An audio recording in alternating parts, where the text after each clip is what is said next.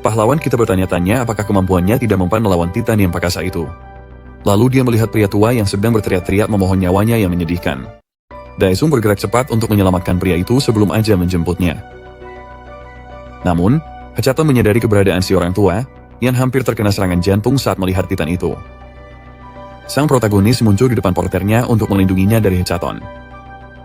Dia menembakkan napas raja api dari pedangnya untuk mengalihkan perhatian raksasa itu.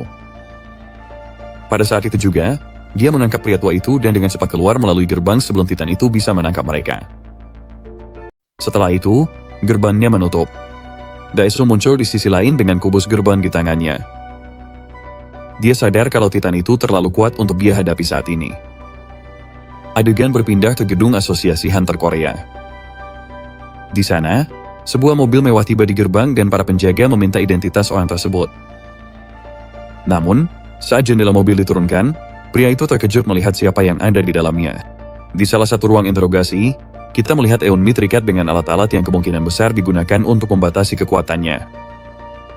Ki Hong duduk di seberannya sambil mengetik sesuatu di laptopnya. Manajer cabang, yang mengamati dari balik kaca, bertanya-tanya kenapa petugas penegak hukum itu begitu ingin menangkap pahlawan kita. Ah Jung bergegas masuk ruangan untuk menyampaikan kabar penting, tapi saat ia melihat ke sisi lain kaca, ia sadar bahwa ia sudah terlambat. Manajer cabang ketakutan saat melihat Aslan memegang Ki Hong di sisi lain kaca.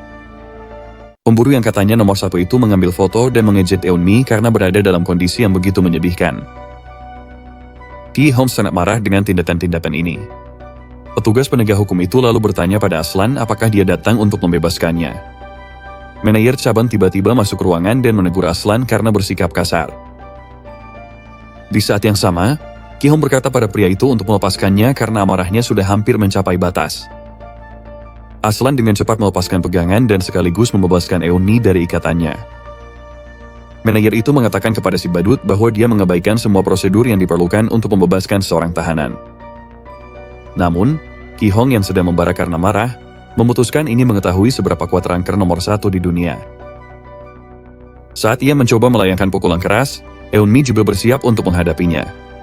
Namun, Aslan menghentikan mereka berdua agar tidak menghancurkan tempat itu dan menyuruh mereka untuk tenang. Kekuatan Ki Hong langsung lenyap seketika, membuatnya terkejut. Eunmi kemudian mengatakan bahwa mereka harus menyelidiki kekuatan sang pahlawan karena itu bukan sesuatu yang bisa dimiliki oleh orang yang baru saja terbangun. Namun begitu, Ki Hong menyuruhnya berhenti bicara omong kosong karena Daesung adalah orang yang telah menyelamatkan semua orang. Aslan mengakui bahwa sang protagonis telah melakukan pekerjaan yang baik. Karena itu, ia menyarankan agar Asosiasi Korea memverifikasi kekuatan Daesung. Ki Hong mencoba untuk menolak, tapi kepala cabang menerima persyaratannya. Dia memberitahu si badut bahwa asosiasi akan membahas masalah ini dan memberikan jawaban kepada mereka. Aslan lalu pergi bersama bawahannya untuk sementara waktu. Namun, Ki Hong kesal pada kepala cabang karena membiarkan mereka pergi begitu saja. Pria itu bertanya pada pemburu apakah dia bisa melakukan sesuatu pada mereka meskipun mereka tidak dihentikan. Situasi ini juga membuatnya frustrasi, tapi dia tahu tidak ada yang bisa dia lakukan untuk saat ini. Eunmi memuji para prajuritnya karena telah bekerja keras dan menyuruh mereka kembali ke markas untuk menunggu misi berikutnya. Para prajurit mematuhi perintahnya dan segera kembali. Kembali ke protagonis kita, sistem memberitahunya untuk beristirahat karena sebagian besar mananya sudah habis. Sementara dia menilai situasi, Yongchul merayakan kembalinya pria tua itu. Tetsuka kemudian mendekati Daesung dan menanyakan tentang gerbang itu. Pahlawan kita memberitahu kapten bahwa kubus teleportasi tampaknya mengalami kerusakan dan bahwa kubus itu terhubung ke markas utama Hans. Untungnya, karena dia memegang kubus itu, untuk sementara para raksasa tidak akan langsung menyerang. Saat Yongchul dan Daesung berterima kasih kepada Raja Iblis, pria tua itu bertanya bagaimana dia bisa membalas kebaikan tersebut. Raja Iblis mengatakan tidak apa-apa karena dia juga mendapat keuntungan dari pertarungan itu. Setelah itu, Yongchul lalu meminta sang protagonis untuk mengadakan pertemuan dengan klub penggemarnya. Daesung tidak percaya dengan permintaan konyol yang diajukan orang ini.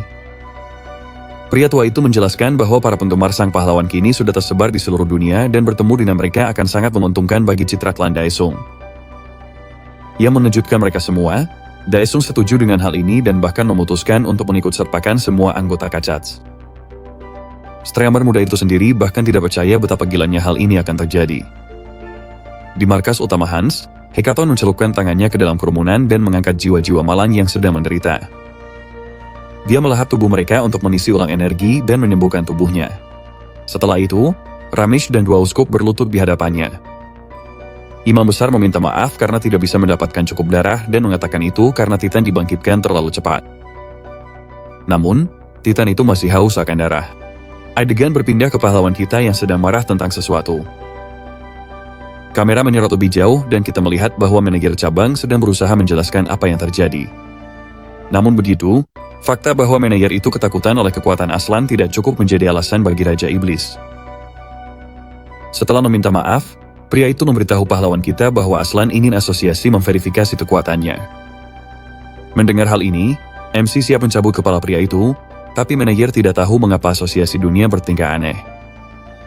Ketika Daesung bertanya tentang rencana asosiasi mereka, manajer cabang memberitahunya bahwa mereka belum mencapai kesimpulan.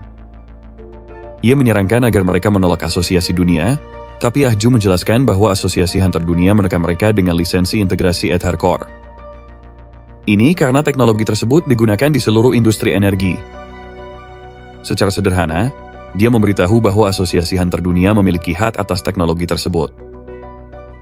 Karena tidak ada pilihan lain, Daesung setuju untuk memverifikasi kekuatannya. Namun, dia mengatakan bahwa dia akan melakukannya di acara fan meetingnya. Manajer dan asistennya benar-benar bingung dengan ucapan Daesung. Kemudian, di reruntuhan Mesopotamia di Irak, cahaya terang terlihat bersinar dari kedalaman. Jauh di dalam, berdiri sebuah struktur aneh yang dikenal sebagai Menara Babel. Ada juga sekelompok robot kecil yang menambang biji di dalam reruntuhan. Fox ada di sana mengawasi proses penambangan. Dia memegang sebuah biji di tangannya sambil memikirkan bagaimana biji itu bisa menetralkan kekuatan aura. Bahan yang digunakan untuk membuat kubus gerbang juga berasal dari Babel.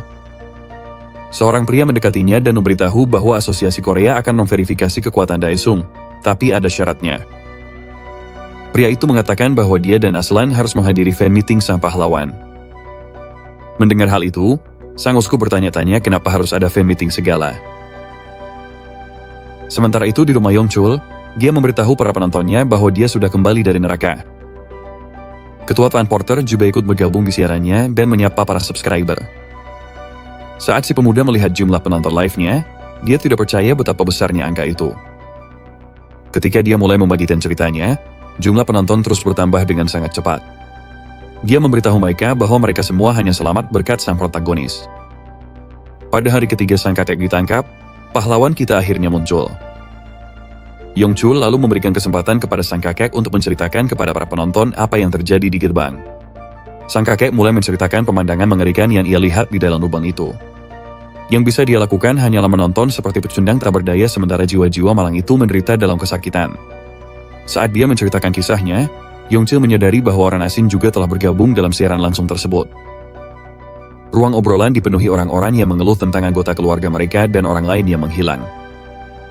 Sang kakek melanjutkan ceritanya, mengatakan bahwa dia bertahan sementara waktu sampai sang protagonis datang menyelamatkan mereka. Tiba-tiba, Yongchul mendapat telepon langsung dari pahlawan kita. Raja Iblis menyuruh anak itu untuk menghubungkan speaker ponsel ke mikrofon. Dia mengaktifkan mode pengeras suara di ponselnya dan mendekatkannya ke perangkap mikrofon miliknya. Daesung memperkenalkan dirinya kepada para penggemar dan memberitahu mereka untuk mengajukan pertanyaan saat fan meeting. Dia mengatakan bahwa acara tersebut akan diadakan di gedung Asosiasi Hunter Dunia. Sebelum dia bisa menyelesaikan ucapannya, server tiba-tiba crash dan siaran pun terputus. Streamer muda itu memberitahu Daesung tentang hal itu dan Raja Iblis pun mengucapkan selamat atas pekerjaannya yang bagus. Anak itu mulai menangis saat mendengar sang pahlawan memanggil namanya. Sementara itu, pahlawan kita berencana untuk membersihkan sampah di Asosiasi Hunter Dunia sebelum menghadapi para alien. Di gedung Asosiasi Hunter Dunia, sang presiden sedang berada di kantornya bersama saudaranya. Dia menoleh ke Eunion, yang juga ada di sana, dan Eunion memberitahunya bahwa batu Babylon sudah diletakkan di lantai. Dia meyakinkan bahwa bahkan hunter terkuat pun akan berubah menjadi orang biasa begitu lingkaran sihir itu diaktifkan. Aslan bertanya pada saudaranya apakah dia sudah menyerah untuk menahan dan memanfaatkan sang protagonis. Namun, Darren berencana mengubah fan meeting itu menjadi pemakaman Daesung. Di aula Hunter, John-nya mengaktifkan kubus teleportasi, memungkinkan sang pahlawan dan bawahannya untuk masuk. Sementara Daesung baik-baik saja, para gadis masih belum bisa mengatasi mabuk perjalanan. Chojong bertemu kembali dengan mantan pemimpin klannya yang mengatakan bahwa dia hidup nyaman berkat Chojong. Dia mengatakan kepada sang pahlawan bahwa dia sangat berhutang budi karena telah menjaga Chojong. Pria itu juga memberitahu Raja Iblis bahwa Dr. Dong Hyuk sangat antusias dengan penelitian terbang dan berjanji akan memberikan hasil yang signifikan dalam waktu dekat. Aslan kemudian muncul dan menyambut sang protagonis. Namun, Daesung dan Jonyang tidak terlalu senang melihat si badut itu. Di sisi lain, para gadis terkejut melihat hunter nomor 1 di dunia. Si badut mulai mencoba mengajak ngobrol, tapi sang pahlawan sama sekali tidak mengerti apa yang dia bicarakan. Daesung menunjuk Aslan dan bertanya siapa yang memberinya hak untuk mengambil tahanannya. Chojong khawatir sesuatu yang buruk akan terjadi, tapi Aslan tidak menganggapnya serius. Dia memberitahu Raja Iblis bahwa dia hanya menjalankan perintah dari Presiden Asosiasi. Tiba-tiba, dia mengadukan saudaranya sendiri sebagai dalang di balik semua ini dan meminta Daesung untuk menangkapnya. Para pemburu terkejut dengan tindakan mendadak ini, dan sang pahlawan bertanya-tanya apa sebenarnya yang sedang direncanakan si badut ini. Setelah itu, Aslan menyuruh mereka untuk mengikutinya ke kamar hotel bintang 7 yang sudah ia siapkan. Para pemburu hanya diam-diam memperhatikan saat dia berjalan pergi. Kembali di gedung asosiasi, Eunhyun memberitahu Darren bahwa sang pahlawan telah pergi ke kamar hotel yang disiapkan oleh Aslan. Dia memintanya untuk memperketat keamanan di sana dan menyelidiki siapapun yang berhubungan dengan Daesung. Meski begitu, dia bertanya-tanya mengapa Presiden memilih untuk menangkap sang protagonis saat acara jumpa penggemar. Dia mengatakan akan lebih baik jika ada lebih banyak penonton ketika mereka mengungkap identitas asli Raja Iblis. Pada hari acara jumpa penggemar, ratusan orang yang ingin melihat sang pahlawan sudah tiba di lokasi. Para pembawa berita juga terlihat dengan lampu sorot dan kamera mereka, siap menangkap setiap detail dari acara tersebut. Saat para penggemar bergegas masuk, seorang reporter mulai menyiarkan apa yang terjadi di sekitar aula pemburu. Dia mewawancarai seorang pria yang memperkenalkan dirinya sebagai Harry, dan dia mengatakan bahwa dia adalah pemburu peringkat A dari Chicago. Dia berencana mengumpulkan informasi tentang para alien selama acara itu demi membalas dendam atas anggota keluarganya yang hilang. Setelah itu, sang reporter mengakhiri siarannya. Di belakang panggung aula, Daesung berbicara kepada bawahannya sebelum acara dimulai, dan mereka semua mendengarkannya dengan tenang. Ketika semua kursi di aula sudah terisi, Yongchil naik ke panggung untuk menyapa para penonton. Semoga saja rasa gugupnya tidak membuatnya tumbang. Dia mengumpulkan keberanian dan memperkenalkan dirinya sebagai pembawa acara fan meeting tersebut. Seluruh penonton bersorak riuh dan dia memulai acara pertemuan dengan sang pahlawan kita. Beberapa pemburu lain yang tidak menghadiri acara tersebut menonton acara itu dari rumah mereka masing-masing. Yongchil kemudian menyambut Daesung ke atas panggung. Pahlawan kita naik ke panggung bersama Seoyeon dan Chojong. Daesung mengambil mikrofon dan menyapa para penggemarnya. Tiba-tiba, lampu di aula padam, membuat penonton kebingungan. Panggung utama kemudian menyala dan semua orang kembali bersorak. Tapi sang protagonis merasa kesal karena para penggemar bahkan tidak memberinya kesempatan untuk bicara. Chojong lalu memberitahunya bahwa musuh-musuh mereka sudah mulai menjalankan rencana mereka. Sebuah gerbang tiba-tiba muncul di atas panggung dan seekor monster merah keluar dari sana. Penonton mulai panik saat melihat hal ini. Ketika para monster bermunculan, para penggemar percaya bahwa sang protagonislah yang bertanggung jawab menciptakan gerbang itu. Para pemburu di antara mereka juga tidak bisa menggunakan kekuatan mereka karena lingkaran sihir. Daesung terkesan dengan musuh-musuhnya karena menggunakan cara yang begitu cerdik untuk melawannya. Melalui earphone-nya, ia berkomunikasi dengan Hanwell dan memintanya untuk menyingkirkan lingkaran sihir itu. Sang pemburu pun setuju dan langsung memulai operasi. Di sebuah fasilitas bawah tanah, Eunhyun sedang memasok energi lingkaran sihir dengan sebuah perangkat inti tenaga. Dia menyadari daya sedang terkuras dan menyuruh salah satu anak buahnya untuk mengganti paket inti eter. Saat pria itu pergi untuk menggantinya, seseorang yang lain melangkah menjauh untuk mengakses pintu dengan kartu kunci. Dia dengan cepat memasukkan kartu itu ke titik akses, tapi saat Eunhyun menyadari ada mata-mata, semuanya sudah terlambat. Pintu itu terbuka untuk sekelompok tentara lain yang sudah menunggu untuk menyergap unit penegak hukum. Para tentara langsung menyerbu masuk dan kedua pihak pun mulai saling bertarung. Petugas penegak hukum itu mengenakan armor hitamnya untuk ikut bertarung dan melindungi diri. Hanwell bergegas masuk ruangan dan terlibat pertarungan dengan wanita itu. Eunhyun menggunakan kemampuan atletisnya untuk mencoba mengalahkan pemburu Korea itu, tapi dia berhasil menahan serangannya. Para tentara lain mencoba membantu Hanwell, tapi wanita itu menghabisi mereka dengan mudah. Sementara mereka menahannya, pemburu Korea itu memberitahu tentaranya bahwa mereka harus segera mengurus lingkaran sihir itu. Pria itu lalu pergi untuk menghentikan lingkaran penyegelan. Sementara itu, di atas panggung, para monster mengacau di mana-mana, membuat para penggemar lari ketakutan. Lingkaran sihir di sekitar pahlawan kita mulai melemah lebih cepat dari yang dia perkirakan. Dia menoleh ke Seoyeon dan memberitahunya bahwa segilnya sudah terangkat. Dengan ini, si bocah kecil itu menantikan banyak keseruan. Dia menggunakan kemampuannya untuk mengubah tanah menjadi pasir hisap, menjebak para monster dalam prosesnya. Saat mereka ditahan, Chojo menembakkan peluru ajaibnya ke arah mereka, ia membalikkan keadaan pertempuran. Para monster keji terjebak dalam situasi sulit dan tidak tahu harus berbuat apa. Para penggemar kemudian menyadari bahwa tokoh utama sedang bertarung melawan monster, menyebabkan mereka percaya bahwa bukan dia yang membuka gerbang itu. Mereka mulai menyemangatinya dan memintanya untuk membantai semua binatang buas. Daesung mengeluarkan belati dan memutuskan untuk pemanasan sedikit dengan melawan para monster. Di sisi lain, Darren dilanda ketakutan karena dia tidak tahu bagaimana rencananya bisa gagal. Yunim bergegas menghampirinya dan memberitahunya bahwa mereka telah kehilangan ruang perangkap penyegel karena ada seorang pengkhianat. Setelah itu, mereka mendengar suara pertempuran dari sisi lain pintu. Kita melihat para prajurit yang sudah mati tergeletak di lantai dan tangga gedung. Dong Chol dan Chang Sik adalah orang-orang yang telah menyingkirkan para prajurit saat mereka mencari presiden asosiasi. Beberapa benang cahaya tiba-tiba muncul entah dari mana, tapi Hari menggunakan perisainya untuk melindungi anggota timnya. Aslan kemudian menampakkan diri dan berpura-pura seolah-olah kemampuannya tidak berfungsi.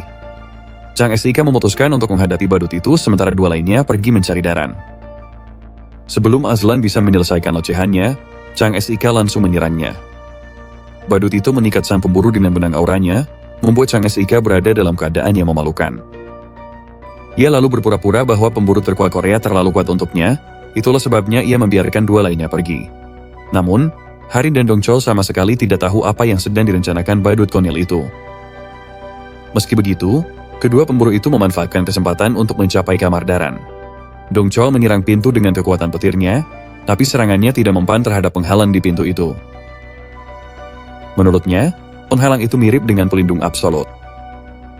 Saat ia mencoba mendobrak pintu, Hari menyadari ada seseorang di belakang mereka. Di dalam kantor, Yuni memberitahu Darren bahwa mereka harus segera evakuasi karena mereka tidak bisa menghentikan sang pahlawan jika kekuatannya tidak disegel. Darren memutuskan untuk melarikan diri melalui kubus gerbang dan kembali nanti untuk mengambil Babylon Ore. Namun sebelum ia bisa melarikan diri, sebuah pedang menebas pintu, membuat presiden itu diliputi rasa takut. Pintu itu didobrak dan mereka terkejut melihat Raja Iblis berdiri di hadapan mereka. Daesung lalu bertanya apakah mereka menganggap lucu merusak acara fan meetingnya. Sementara pahlawan kita berhadapan dengan presiden, tiga pemburu lainnya sedang menghadapi Aslan. Chang Sik menggunakan skill auranya pada badut itu, tapi Aslan mampu menangkisnya dengan benang-benangnya. Meski Chang Sik menebas dengan amarah, Aslan tetap bisa menghindar dengan mudah dan memperkecil jarak di antara mereka. Pemburu Korea itu dengan cepat melompat mundur untuk menghindari situasi buruk bagi dirinya sendiri. Pemburu terbaik dunia itu kemudian mengakui bahwa pemburu nomor satu Korea memang sangat kuat. Chang Sik mulai kelelahan dengan cepat karena kekuatan Aslan ternyata lebih besar dari yang ia perkirakan. Badut itu lalu mengungkapkan bahwa sebenarnya dia adalah peringkat 2 terbaik di dunia. Chang Sik bertanya-tanya apa maksud orang ini, tapi Aslan memberitahunya bahwa dia mungkin bisa jadi nomor 1 jika takatnya dan pahlawan kita benar-benar mati saat mereka saling bertarung. Setelah itu, mereka melihat sekelompok penggemar yang sedang dievakuasi oleh Cho Jung dan Soyeon. Kedua gadis itu berusaha sekuat tenaga untuk membawa warga sipil ke tempat aman dan mencegah mereka mati. Saat kerumunan orang berlari menyelamatkan diri, Aslan mengamati mereka dengan saksama. Kembali ke dalam gedung, Darren memuji sang protagonis karena berhasil menembus penghalang absolut. Raja Iblis memberitahunya untuk lebih bijak memilih orang yang ingin dia ganggu lain kali, jika memang masih ada kesempatan lain. Bagaimanapun, Presiden meragukan apakah Daesung itu manusia dan merasa bahwa dia dan alien Hounds itu mirip. Namun, sang protagonis menegurnya karena telah membuat kesepakatan dengan alien yang sama. Di sisi lain, Darren percaya bahwa Raja Iblis mendapatkan kekuatan besarnya dari para Hounds itu. Dia memberitahunya bahwa makhluk-makhluk yang dipanggil dan berada di bawah kendalinya memiliki gelombang aura yang sama dengan monster-monster dari gerbang. Darren juga meminta sang pahlawan untuk menjelaskan aura menyeramkan yang memancar dari tubuhnya.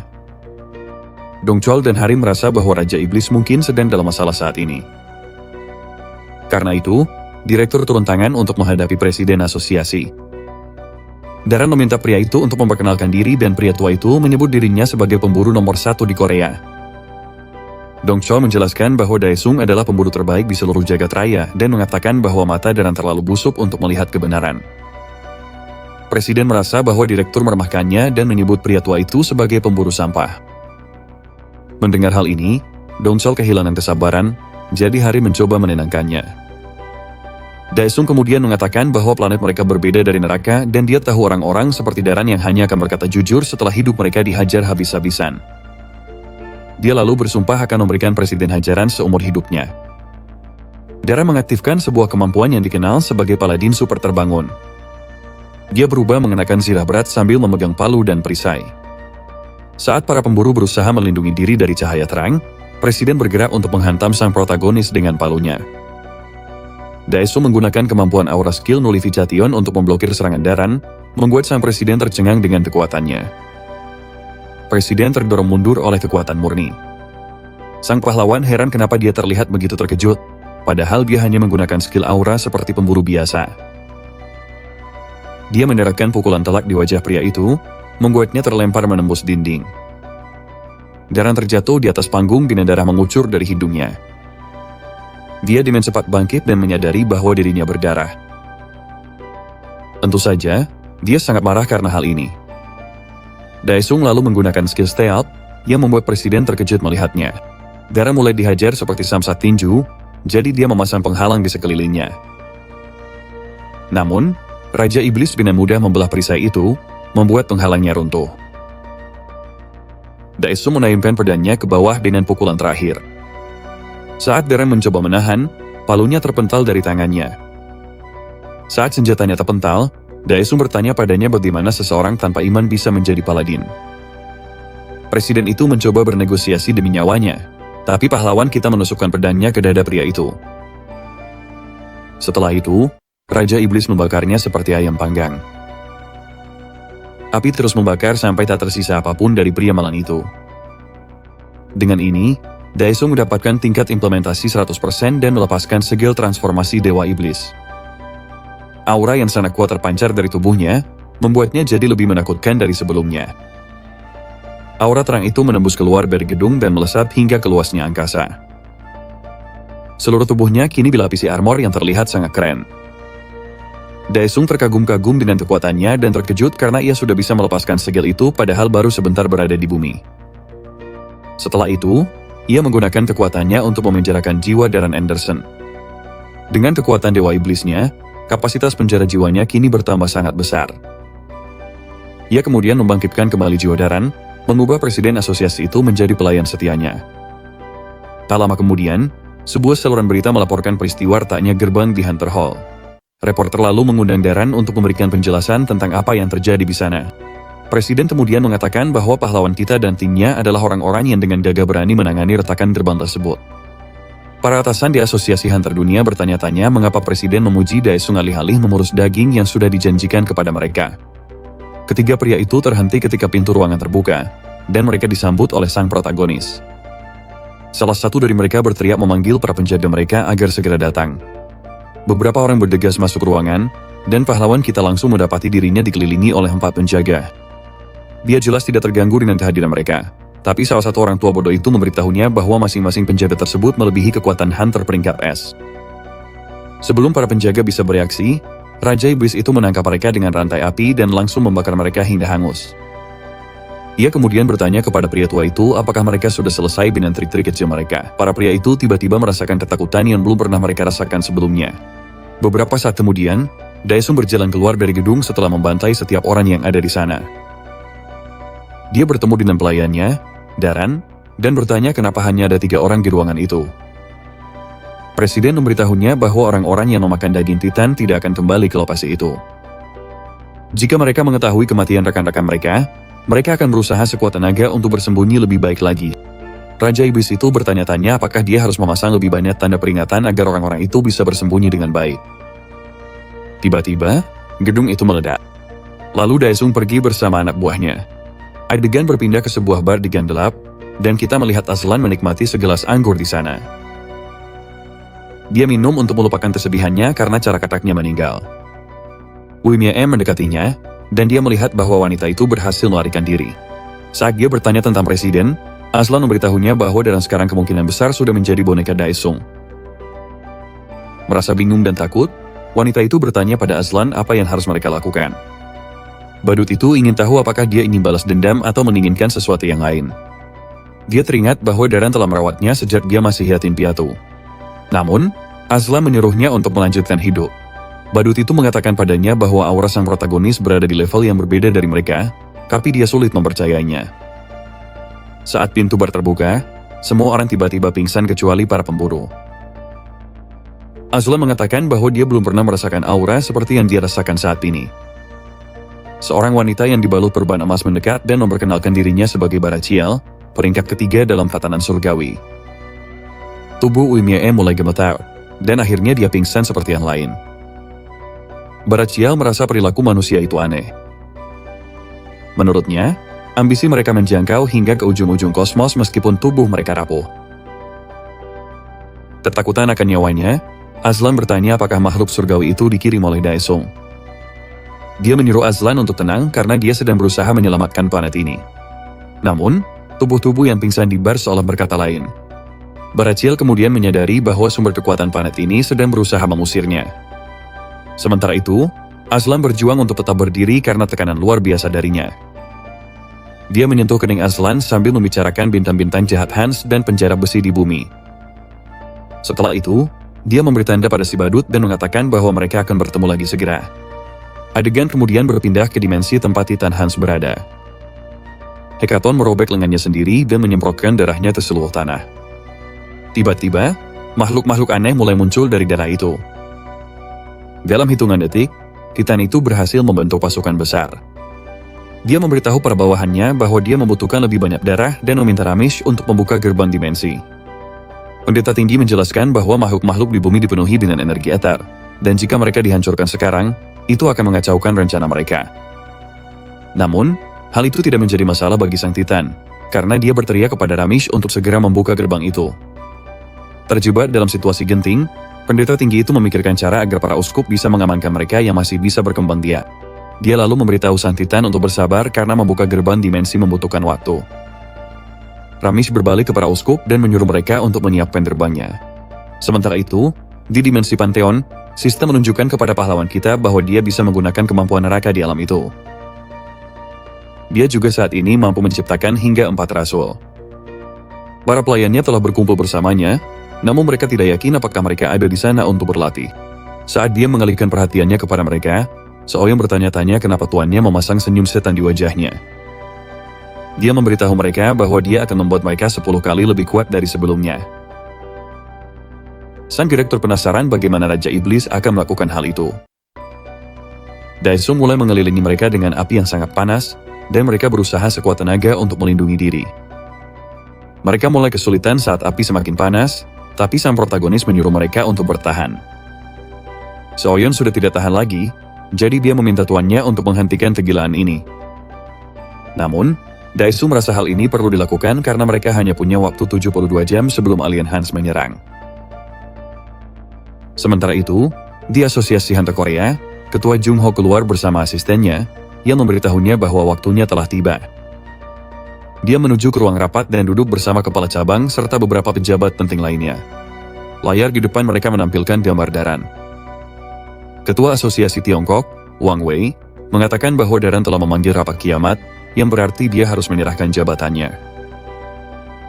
Daran kemudian memberitahu mereka bahwa dia akan mengundurkan diri dari posisinya setelah rapat tersebut. Namun, perwakilan dari Jepang dan Eropa ingin agar dia diangkat kembali.